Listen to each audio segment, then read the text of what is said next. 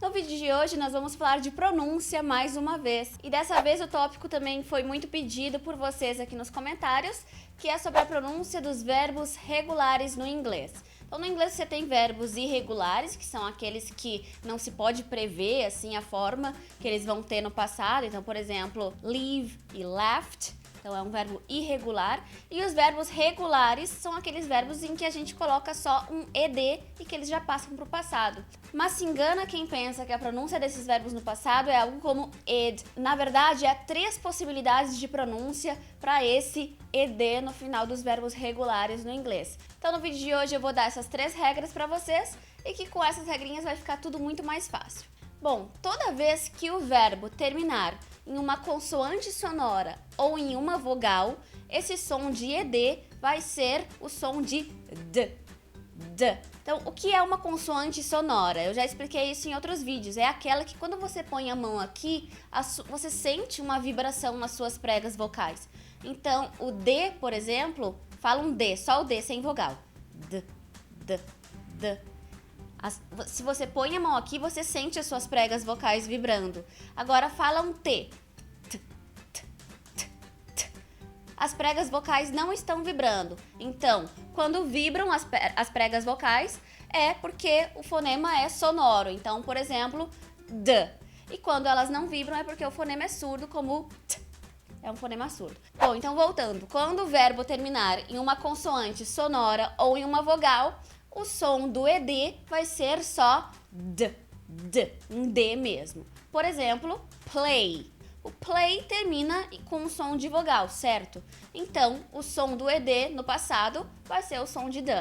Play vira played. Uma palavra como live. Termina em uma consoante sonora, porque se a gente vai pronunciar o V, ó, estão vibrando as pregas vocais. Então, o som do ed aqui vai ser lived. Então, vai ser um vd, e não lived, ok? Listen. Termina numa consoante sonora, que é uma nasal. Então, listen no passado fica listened. Termina com D. Control. Controlar. Control. Termina numa consoante vozeada. Então, o passado vai ser controlled. Termina com o D no final. O segundo caso é quando o verbo termina numa consoante surda, ou seja, desvozeada. Então, em todo verbo que terminar com uma consoante desvozeada, o ed vai ter som de T. Por exemplo, work. Desvozeada, certo? Então, o ed vai ter som de T. Worked. I worked a lot yesterday. Então eu vejo muita gente falando worked, né? Mas na verdade, porque a gente está influenciado pela escrita, porque o som é um T mesmo. Então não tenham medo de dizer worked. Stop, parar, vira stopped. Miss, sentir falta. Miss, vira missed. I missed her a lot. Eu senti muita falta dela. Laugh, dar risada. Laugh. I laughed a lot. Então, laugh, consoante desvozeada, ed tem som de t. E o terceiro e último caso é quando o verbo terminar em d ou t, o ed vai ter som de id. Então, por quê? Porque simplesmente é muito difícil em um verbo como need, você pronunciar needed, 2 Ds seguidos. Então, você coloca uma vogal entre os 2 Ds. Então, fica needed.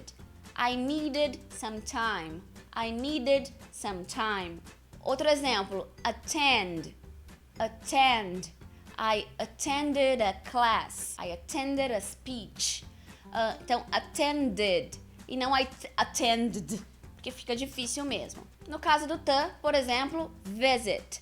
I visited. Porque simplesmente ficaria muito difícil de eu falar I visited, né? 2 T's seguidos, então tem esse id no final. Então, I visited my mom. I created a story. Created. I wanted to drink soda. I wanted. E uma curiosidade com wanted, eu já expliquei em um vídeo, eu vou deixar ele linkado por aqui, que no inglês americano, muitas vezes quando o T é seguido de uma nasal, como em wanted, ele some e vira wanted. Esse não é o assunto do vídeo de hoje, mas se quiserem saber mais sobre isso, eu vou deixar o vídeo aqui pra vocês. Bom, então recapitulando, o ED em nenhum caso vai ter som de ed ou de edge no inglês, tá? Ele vai ter 3 tipos de som. E só uma observação final, essas regras de pronúncia só se aplicam aos verbos regulares do inglês. Então, quando for um adjetivo, por exemplo, nu, no inglês você fala naked. Ele não se encaixa nessa regra dos verbos no passado, tá? Então, isso se aplica só aos verbos mesmo. Então, é só uma questão de começar a prestar atenção mesmo, a ouvir as pessoas falando isso e ver que o que eu tô falando não é bobagem.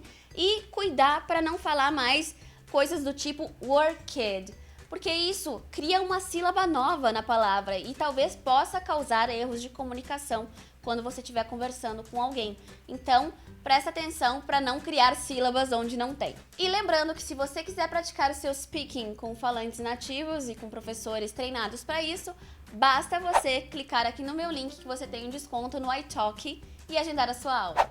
E se gostou desse vídeo, vocês já sabem, né? Deixem um gostei aqui pra mim, porque isso me ajuda muito a ser divulgado aqui no YouTube e também ajuda o meu canal a crescer. Thanks for watching, see you next video, bye!